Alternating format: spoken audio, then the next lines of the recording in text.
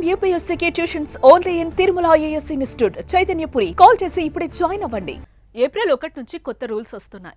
దేశంలో అమల్లోకి వస్తున్న ఈ రూల్స్ కోసం తప్పక తెలుసుకోవాలి. లేకపోతే భారీగా నష్టపోయే అవకాశం లేకపోలేదు. ఎందుకంటే కొత్త రూల్స్ వచ్చే జాబితాలో ఇన్కమ్ ట్యాక్స్ నుంచి UPI, GST, banking credit card వంటి వాటిలో ఉన్నాయి. ఒక్కసారి వాటిపై ఒక లుక్ వేద్దాం.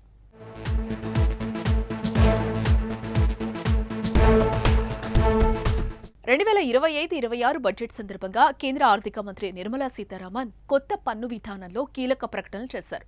ముందుగా కొత్త పన్ను విధానంలో సెక్షన్ 87A కింద ట్యాక్స్ రిబేట్ 12 లక్షలకు పెంచింది. అంటే ఈ లెక్కన 12 లక్షల రూపాయల వరకు ఆదాయంపై కొత్త పన్ను విధానం ప్రకారం ట్యాక్స్ ఉండదు.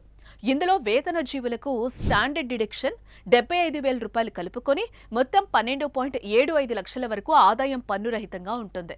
ఇది మధ్యతరగతి వర్గానికి ఒక శుభవార్త అని చెప్పుకోవాలి. ఈ రూల్ ఏప్రిల్ 1 నుంచి అమల్లోకి వస్తుంది.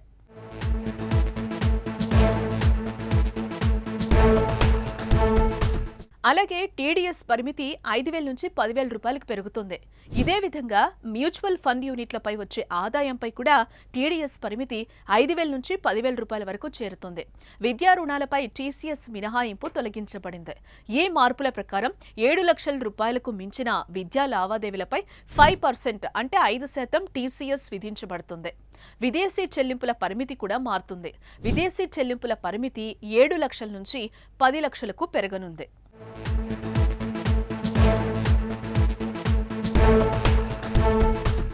ఏప్రిల్ 1 నుంచి వచ్చే మరో మార్పు సీనియర్లకు good news. Bank, FD bank వడ్డీ వంటి వాటిపై TDS రూల్స్ మారుతూ ఉండడంతో గతంలో 50,000గా ఉన్న లిమిట్ ఇప్పుడు 1,00,000 రూపాయలకు పెరిగింది. దీని ప్రకారం సీనియర్ సిటిజన్ల FD నుండి సంవత్సరానికి 1,00,000 రూపాయల వరకు వడ్డీని పొందినా ఎటువంటి ట్యాక్స్ ఉండదు. ఇది మాత్రమే కాదు, ఇంటి అద్దె ఆదాయంపై పన్ను మినహాయింపు పరిధిని కూడా పెంచారు. ఇప్పుడు వార్షిక అద్దె 6 లక్షలపై ఎటువంటి పన్ను విధించబడదు.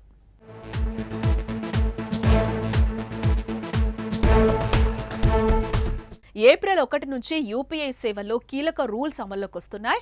ఇకపై ఇనాక్టివ్ మొబైల్ నెంబర్లకు లేదా ఇతరులకు కేటాయించిన నెంబర్లకు UPI సేవలు అందుబాటులో ఉండవు. తప్పుడు లావాదేవీలను, సైబర్ క్రైమ్ను అరికట్టే క్రమంలో జాతీయ చెల్లింపు సంస్థ NPCI UPI సేవల్లో ఈ మార్పులు తీసుకొస్తోంది. అదేవిధంగా input tax distributor system ISD తప్పనిసరిగా అమలు చేపడుతుంది. దీని ద్వారా వ్యాపారాలపై కొత్త పన్నుల ప్రభావం ఉంటుందని అంచనా వేస్తున్నారు. ఇది చిన్న వ్యాపారాలపై ప్రభావం చూపొచ్చు. ఏప్రిల్ 1 నుంచి EPFలో కొత్త రూల్స్ వస్తున్నాయి.